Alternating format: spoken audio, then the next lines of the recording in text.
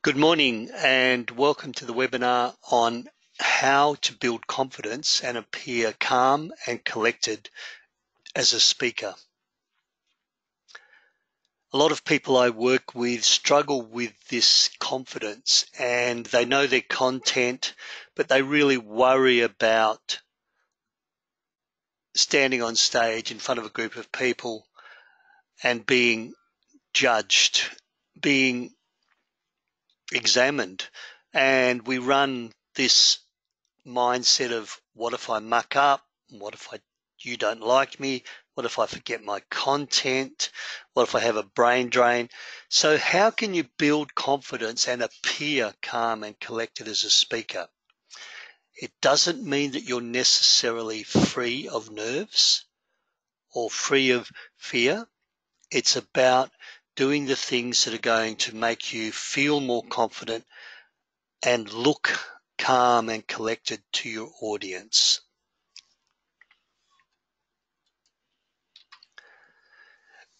For the new people in the webinar, please ask questions as we go. You can type them into the dialog box. Take notes, apply the learning to your own situation. Think about what you can do differently for your next presentation. Think about what you might have done using a past presentation as an example. What's important is that one or two things that you hear or learn during the webinar that work for you, that you start to apply and start to use them as you move forward to be more confident and less nervous as a speaker. So the agenda, I've got 5 tips to help you be more confident, more in control. And they are: learn to understand the role of nerves. There's a wonderful concept called your reality distortion. Learn to reframe nerves. So this is looking at your nerves in another way.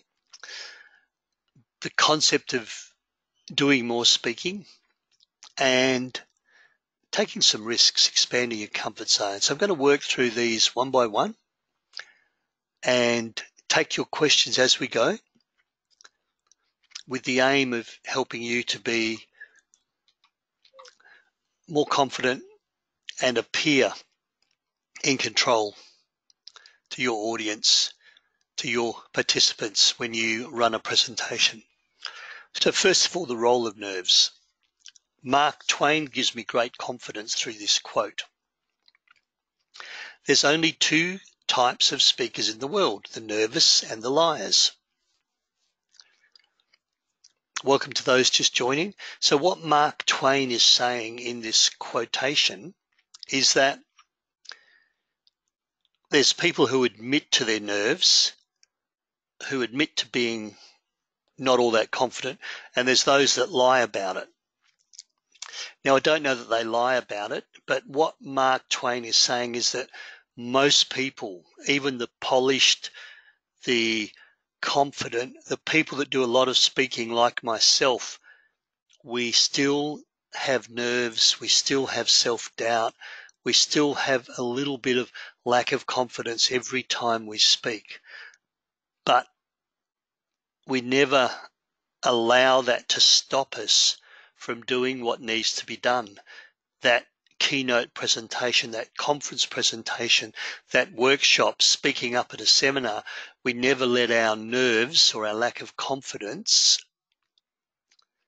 stop us from speaking up. So nerves is going to be with us as we speak. Puts us in our peak performance mode. So Sally Pearson was nervous before the Olympic Games in 2012 London. She was asked and she said, of course I'm nervous. If I'm not nervous, then I'm not ready. I'm not ready to race. As a speaker, I think if you're not a little bit nervous, then you probably haven't done or given the audience the due respect that they require. If Sally was too calm, when the starter's gun was fired, she would be left in the blocks. If she was too nervous, she's likely to jump the blocks. So I want to bring in this concept of that healthy level of nerves, not that complete absence of nerves, that complete calmness, that complete in control, but having nerves as you get in your peak performance mode. The healthy level of nerves. Ringo Starr, a similar performance anxiety scenario, 40 years, 50 years now, nickname Pukey in the Sky with Diamonds, one of the Beatles, often goes to the bathroom and vomits before a performance. So what I'm saying is that in order to be more confident, more in control, you need to learn to take your nerves with you rather than abolish those nerves. So there'll be that little bit of self-doubt. But Ringo Starr, just because he vomits and he's nervous, it doesn't mean that he does a bad job. Sally Pearson, just because she's nervous before a race doesn't mean she doesn't do a good job. Peter Dew, myself, when I'm nervous before a keynote presentation, doesn't mean I do a good job. So learning about the role of nerves and taking those nerves along the journey with you will help you be more confident rather than trying to get rid of the nerves. I can add another person to this, and that is Adele. Adele, who I heard in Perth last year, beautiful voice, gets stage fright, terrible stage fright. Goes on stage and wows the audience. As speakers, we can take our nerves with us, our lack of confidence, as long as we know our content and we're clear what we're there for, and we can do a good job with our lack of confidence, with our nerves, taking our fear with us. So that's the first tip or the first step that'll help you be more in control, look more confident to your audience. The next one is the reality distortion, and it kind of follows on from understanding the role of nerves. The reality distortion should allow you to be more confident. We all know that these dotted lines are the same length, and one appears longer, is distorted by these little things on the end, and the other appears shorter by these arrows pointing the other way, the lines pointing the other way. Likewise with your nerves, with your lack of confidence, what appears really big to you, your heart's racing at 100 miles an hour, your face is turning red, your palms are shaking or sweaty, that's your reality. The audience's reality is they do not see that. So if we can learn to get comfortable recognizing that what we're experiencing is not the reality of the audience, and move on and move forward with our increased heart rate, with our sweaty palms, with our shaky voice, and move on knowing we're doing a good job.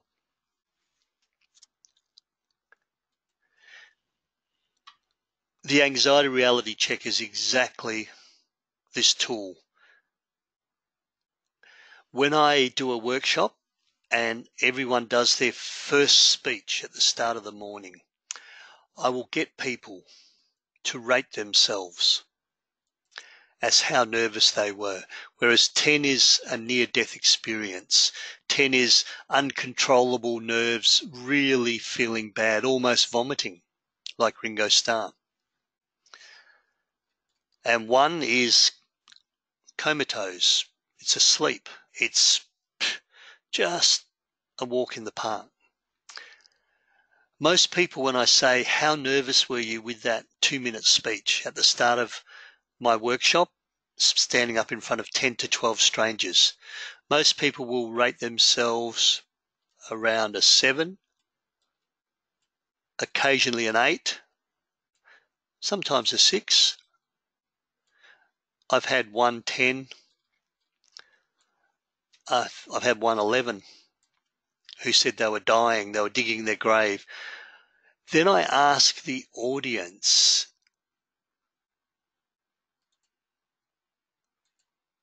where would you rate that person? How nervous did they look? And invariably the audience will say 4, maybe 3, and occasionally a 5. So what this means is that whatever's happening for you, whatever you're experiencing, the audience only sees 50%. They only see half. You know your pulse, you know your heart rate, you know if your palms are sweaty. They don't. So this is the reality distortion. What you're experiencing, the audience only sees 50%. So let me put a positive spin on that. What that means is you're doing 200% better than you give yourself credit for. So if you're able to understand the reality distortion, your anxiety reality check, that you're already doing twice as good as you feel you're doing in the eyes of the audience, then you know you're looking confident, you know you're looking in control. And here's the tip. Let's say through practice, through relaxation, through deep breathing, through doing more speaking, you bring yourself down from a 7 to a 6. In other words, you haven't got rid of the nerves, they're still there. The audience will see you come down from a 4 to a 3 or to a 2. And when you get down looking this calm, this much in control, in the eyes of the audience, you know you're looking really, really good. So one of the myths is, how do I get rid of my nerves before public speaking? Don't, because you'll come across as too flat, as too blasé, as too uninterested. I think a 6 is a good level of nerves to be at, because what that means is you're looking really good to the audience and you're in that peak performance mode with that healthy level of nerves. So, your reality distortion.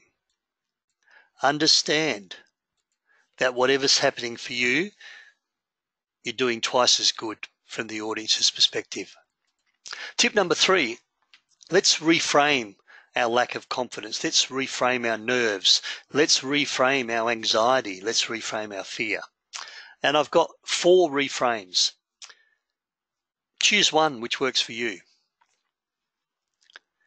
So the first one is, rather than be nervous, get excited. So we have a choice. We can be nervous or we can be excited.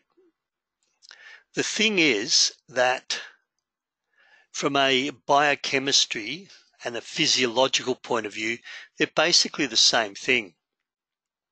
When you're nervous, your heart rate increases, adrenaline flows, your blood vessels vasoconstrict, the blood has to now pump through smaller vessels, smaller plumbing because of the vasoconstriction, and you'll feel your heart working overtime to push through. Your fingers may tingle. That's physiology, biochemistry of nervousness.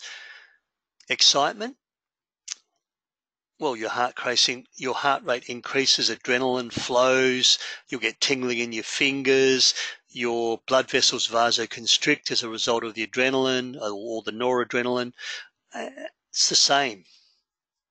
When you get up the top of a world's highest roller coaster ride, are you nervous or are you excited? It doesn't really matter, because you're going to be experiencing the same physiological change to your body. Similar. Not cognition, thought patterns, excitement, I'm really looking forward to this, nervousness, I'm not looking forward to this. But if you understand to reframe your nerves, now I stand on stage, I choose to be excited. So thanks for inviting me today. I'm really excited to be here. I'm so excited that my heart rate is just increased. I've got sweaty palms and I can feel a quiver in my voice, but I'm really excited to be here. So you have a choice. Choose excitement over nervousness. You'll still have the racing pulse, but the excitement will serve you so much better than the nerves. Get rid of public speaking. This is just a reframe. This is a mindset. And this is what the audience wants you to do. Don't do public speaking, do conversations.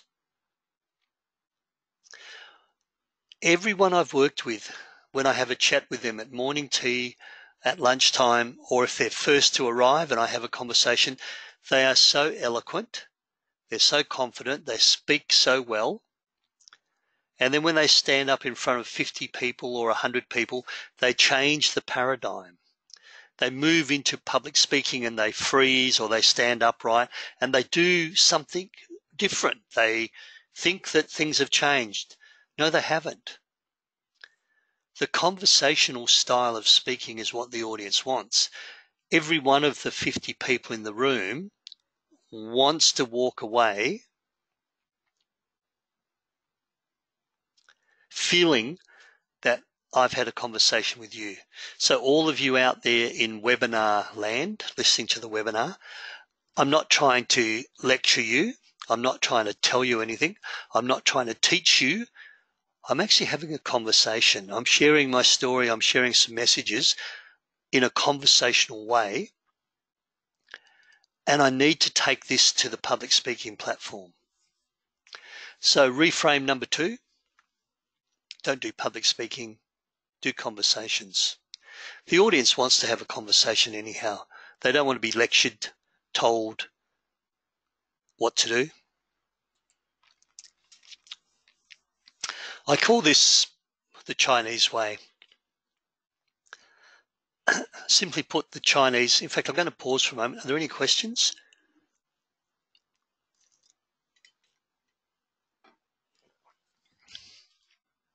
So what's the purpose of reframing? I guess, sorry, I'll just go back. With the reframing, it's a different way of looking at things. And if you can put a positive spin, I guess every cloud has a silver lining. If you can adopt an alternative way of looking at things and run that in your mindset, bearing in mind there's truth behind the reframe, then that can help you appear more confident, feel more in control. So to get rid of nerves by choosing excitement, it doesn't mean your physiology changes. It just means you're running a pattern of, I'm excited to be here. Not doing public speaking, I'm just going to stand up and have a conversation with 200 people in the room, is once again a mindset change. I'm now looking at this task, this convention, not as a prepared public speaking, but a prepared conversation with people. So that's the purpose. Some people, the penny drops. The reframe helps them straight away and they go forth and have conversations. So that's why. So thanks for that question. The Chinese way. Very respectful culture. I've just come back from Manila in the Philippines. And a lot of the Asian cultures are the same. They, nice little bows, checking that you're okay. They look after their parents. They would not want to be disrespectful to an audience. So here's the thing with nerves, anxiety. Nervousness is a state of self. We spoke about pulse rates, sweaty palms, and how the audience only sees half of it. In fact, they probably don't see it at all. They don't know your pulse rate. They have no idea that you have forgotten what you're going to say unless you tell them. So nervousness is a state of self. You know what's happening for you. Some people say it's a state of selfishness. In other words, you've stood up on a platform to speak to 100 people and you're worrying about yourself. What if you don't like me? What if I don't get my message across? What if I say something culturally inappropriate? What if I use the wrong language around disability and abilities? See how that's focusing on me, and I'm taking from my ability to serve you. Public speaking is about the audience. So even with your nerves, even with your anxiety, even with your lack of confidence, be 100% focused on your audience. Don't focus on yourself. That is selfish. Be respectful to your audience. As soon as I do this, when I have Asian and Chinese people in my workshop, they often say, I would not want to be selfish to my audience. I would not want to be disrespectful to my audience. I'm going to stop worrying about myself. I'm going to get over myself and I'm going to be present and focus on the audience. Reframe number 3. And number 4, the elephant in the room. It's big. You can't hide it. It smells. It moves. Your nerves, your anxiety may be the elephant in the room. Just announce them. Something like this. Thank you for inviting me today. Before I go on, I'd just like to let you know I don't enjoy public speaking. In fact, I get quite nervous. But I've got 3 exciting new ideas I want to share with you that I think will help you move forward. As soon as you've announced the elephant, people don't worry about it. You don't have to try and hide it. And the monkey is off your back, and you can just go ahead and focus on sharing your content, your knowledge, your passion. My elephant is that I stutter. I mention that up front in my keynotes, in my workshops, and people don't care, and I move on, and I do a mostly fluent presentation. So the elephant in the room, whatever your elephant is, if it's nerves, if it's your face goes red, or your hands really shake visibly so you can't hide them, just announce it. I have one client whose face goes really red, and they say, thanks for inviting me. I've got 3 key things I want to share with you today. Before I move on, notice my face going pink, bright red. I can't do anything about this. I'm fine. I'm cool. I'm not dying. I'm not having a heart attack. What I want to share with you is these 3 key ideas. Just announce it. Then you've got nothing to hide. So there are 4 reframes. Pick one if it works for you. Just another way of looking at your nerves, your anxiety of public speaking. Tip number 4, do more speaking. Kind of a no-brainer. If you want to be more comfortable, if you want to look more confident and more competent as a speaker, then speak more. It's as simple as that. And Anthony Robbins said, repetition is the mother of skill. This public speaking thing is how we get our messages across. It is how we engage audiences. It is how we create change or put forward change ideas, new policies, that ability to speak up. So you need to do more if you want to get comfortable. And my rule of thumb is get on your feet once a week. So how can you speak more? Volunteer to chair more meetings. Do more community presentations. Join a sporting club and take on a role as treasurer or president or membership secretary where you stand up every meeting and you have to give a report. Join a public speaking club, Toastmasters, Rostrum, Penguin Club. Agree to do toolbox meetings, lunchbox meetings, where you may put that together and each week you stand up and introduce the guest speaker. You just need to do it more often. The only way to get rid of fear of doing something is to go out and do it. You need to do more speaking. This is where not only just confidence and control come from, but it's how you polish your skill. And of course, Susan Jeffers talks about feeling the fear and doing it anyway. If you want to be more confident,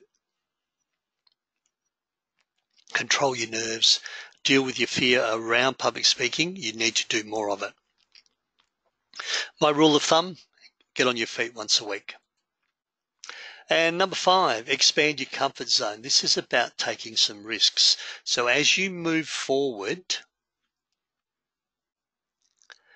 to step up and do more public speaking, to chair meetings, to move into a leadership role, to start applying for jobs where public speaking is required more, you need to take some risks. I don't believe in jumping in the deep end, the sink or swim training. I think it's better to take incremental. So risk number 1, risk number 2, risk number 3. So if you have an absolute fear or an aversion, you have no confidence around public speaking, start at the team meeting. Start practicing speaking at the team meeting. Then join a Toastmasters club. That might be 10 or 15 people in a club where you speak. It's not work related, so it's completely of no consequence. It's an unconditional place where you can practice and you'll get feedback. Then go to a different Toastmasters club as a guest, and that'll get you out of your comfort zone again. Enter a public speaking contest in Toastmasters. That'll further get you out of your comfort zone. Speak at a state conference, speak at a national conference. I've just come back from speaking in Manila, so an international convention. This is expanding your comfort zone. This is how you break down big fears, big tasks, in an effort to be more comfortable, more in control, to have less nerves.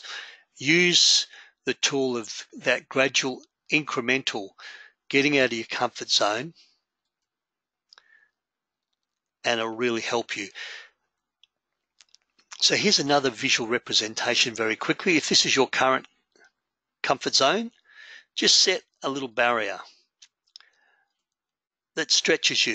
You'll feel it in your gut. This is uncomfortable. Then move out and do that task. You can always move back. And once you've done that, move out and done it enough times, you'll have a new comfort zone. All of a sudden, this standing up in front of 5 people will feel comfortable. Set yourself another task, another stretch. Join a Toastmasters club. First time you do that, you'll feel really nervous. You can always go back to your other comfort zone, but as you do this often enough, this becomes your new comfort zone. Agree to be a guest speaker at the next club. Do that often enough, you get comfortable.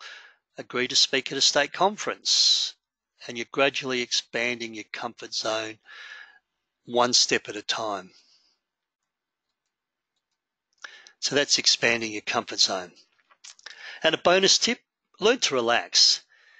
Speaking can be stressful, so do you do deep breathing? Do you do meditation? Do you do relaxation? Do you do yoga? What do you do when life is stressful?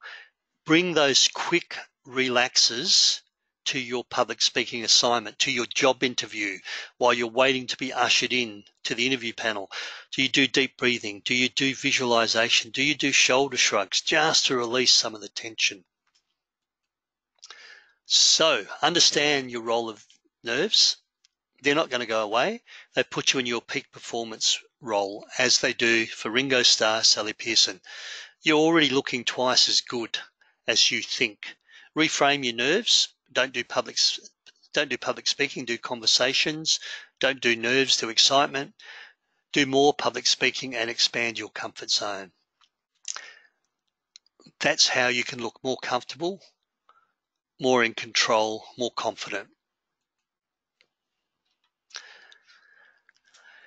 If you have any questions, send me an email. I have a recording of this webinar available should you need further information. I've got another webinar coming up later in August. You'll find that on my website. A host of workshops in Port Hedland, Karratha, Darwin and Perth coming up in August, September and October. You'll find that on my website as well. And it's going 9:30